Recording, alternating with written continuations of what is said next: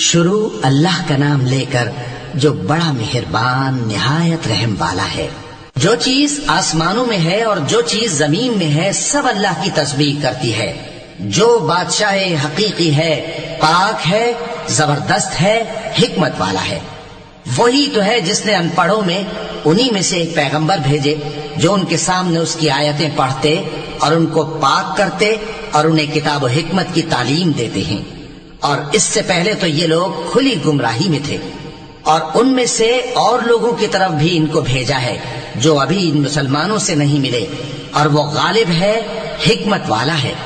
یہ اللہ کا فضل ہے، جسے چاہتا ہے عطا فرماتا ہے، اور اللہ بڑے فضل کا مالک ہے۔ جن لوگوں کو تورات کا حامل بنایا گیا پھر انہوں نے اس کے حامل ہونے کا حق ادا نہ کیا، ان کی مثال گدھے کی سی ہے جس پر بڑی بڑی کتابیں لگی ہوں۔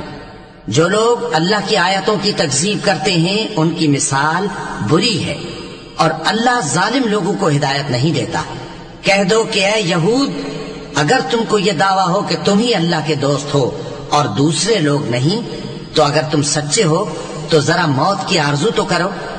اور یہ لوگ ان اعمال کے سبب جو یہ کر چکے ہیں ہرگز اس کی آرزو نہیں کریں گے، اور اللہ ظالموں سے خوب واقف ہے۔ کہہ دو کہ موت جس سے تم بھاگتے ہو وہ تو تمہارے سامنے آ کر رہے گی، پھر تم پوشیدہ اور ظاہر کے جاننے والے مالک کی طرف لوٹائے جاؤ گے، پھر جو کچھ تم کرتے رہے ہو وہ سب تمہیں بتائے گا۔ مومنو، جب جمعے کے دن نماز کے لیے اذان دی جائے تو اللہ کے ذکر کی طرف لپکو اور خرید و فروخت ترک کر دو، اگر سمجھو تو یہ تمہارے حق میں بہتر ہے۔